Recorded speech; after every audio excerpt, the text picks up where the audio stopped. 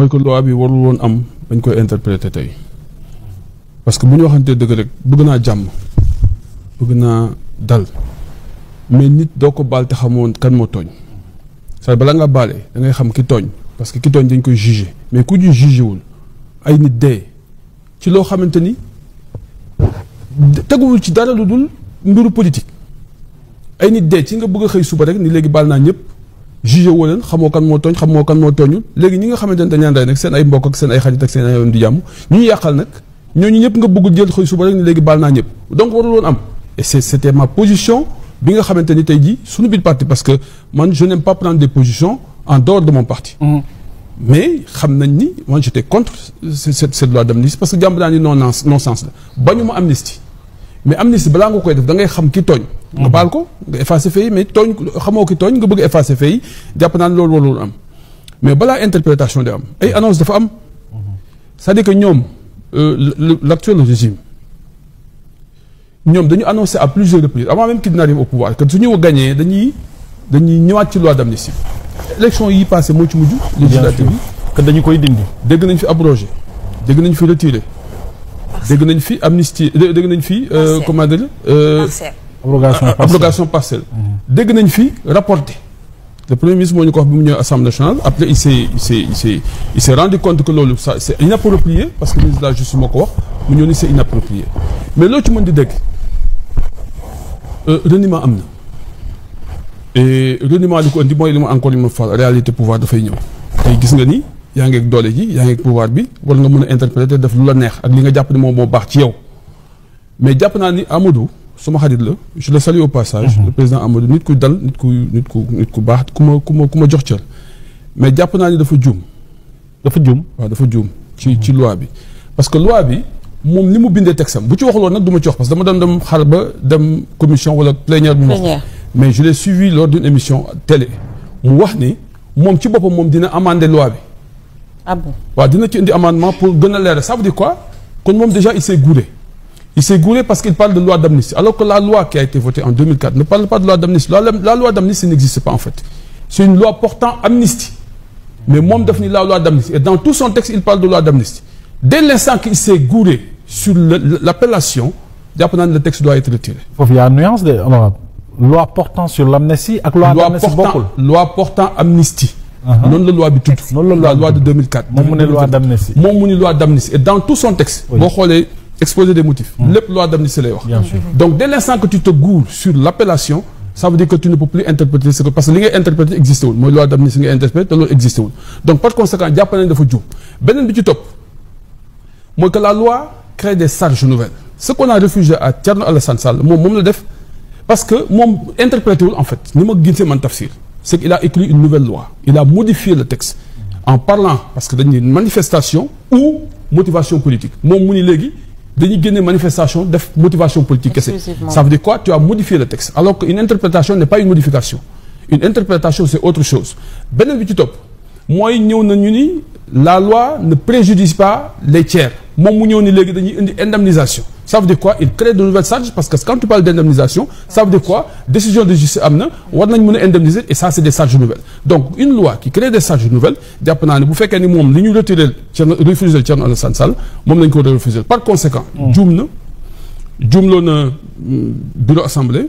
juumloo na conférence des présidents juumloo na président Diomaye jàpp naa ni aujourd'hui ce qu'on doit faire mooy retirer la parce que jiixi jaax sax am na ci seen biir ñoom dégg naa Guy mon collègue Guy je le salue au passage nee na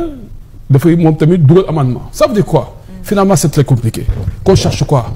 on cherche à protéger qui on cherche à incriminer qui te jàpp naa ni Sénégalais yi ils sont égaux en droit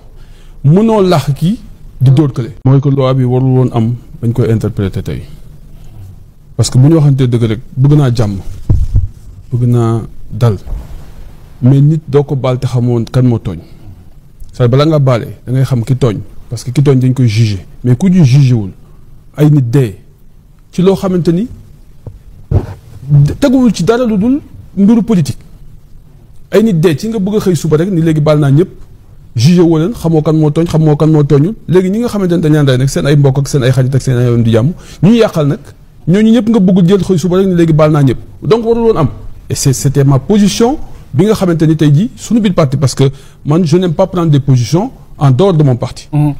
Mais xam nañ ni moi j'étais contre cette loi d'amnistie parce que jàmb naa ni non sens la bañu ma amnistie mais amnistie balaa nga koy def da ngay xam ki tooñ. nga baal ko nga effacer fee yi mais tooñ xamoo ki tooñ nga bëgg effacer fee yi jàpp naa ne loolu warul am mais balaa interprétation di am ay annonce dafa am c'est-à-dire que ñoom l'actuel régime ñoom dañu annoncé à plusieurs reprises avant même qu'ils n'arrivent au pouvoir que suñu gagné dañuy ñëwaat ci loi d'amnistie. élection yi passé moo ci mujj. législative bi que dañu koy dindi. dégg nañ fi abrogé dégg nañ fi retiré. dégg nañ fi amnistie dégg nañ fi. comment dire. abrogation partielle. dégg nañ fi rapporté. le premier ministre moo ñu ko wax bi mu ñëw assemblée nationale après il s'est rendu compte que loolu ça c'est inapproprié parce que le ministre de la justice moo ko wax mu ñëw ni c'est inapproprié mais loo ci mën di dégg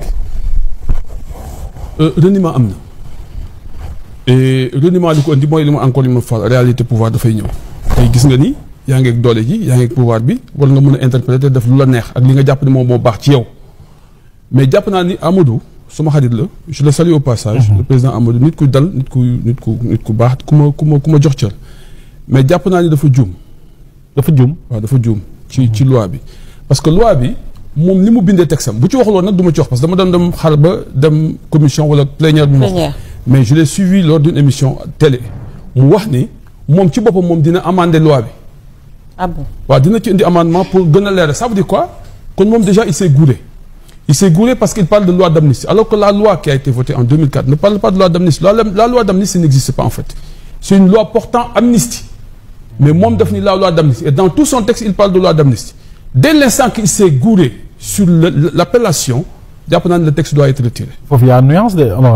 loi portant sur l'amnistie ak loi d'amnistie bokkul loi portant amnistie. noonu la loi bi tudd. noonu la loi de 2004. moom mu ne loi d'amnistie. moom mu ne loi d'amnistie et dans tout son texte. boo xoolee exposé des motifs. lépp loi d'amnistie lay wax. bien sûr donc dès l'instant que tu te goures sur l'appellation ça veut dire que tu ne peux plus interpréter ce que parce que li ngay interpréter existé wul mooy loi d'amnistie ngay interpréter te loolu existé wul donc par conséquent jàpp nañ dafa juum beneen bi ci topp mooy que la loi crée des charges nouvelles ce qu'on a refusé à Thierno Alassane Sall moom la def. Parce que moom interprété wul en fait ni ma gisee man tafsir c'est qu'il a écrit une nouvelle loi il a modifié le texte en parlant parce que dañuy manifestation ou motivation politique moom mu ni léegi dañuy génne manifestation def motivation politique kese ça veut dire quoi tu as modifié le texte alors qu'une interprétation n'est pas une modification une interprétation c'est autre chose beneen bi ci topp mooy ñëw na ñu ni la loi ne préjudice pas les tiers moom mu ñëw ni léegi dañuy indi indemnisation ça veut dire quoi il crée de nouvelles charges parce que quand tu parles d'indemnisation ça veut dire quoi décision de justice am na war nañ mën a indemniser et ça c'est des charges nouvelles donc une loi qui crée des charges nouvelles jàpp naa ne bu fekkee ni moom li ñu retiré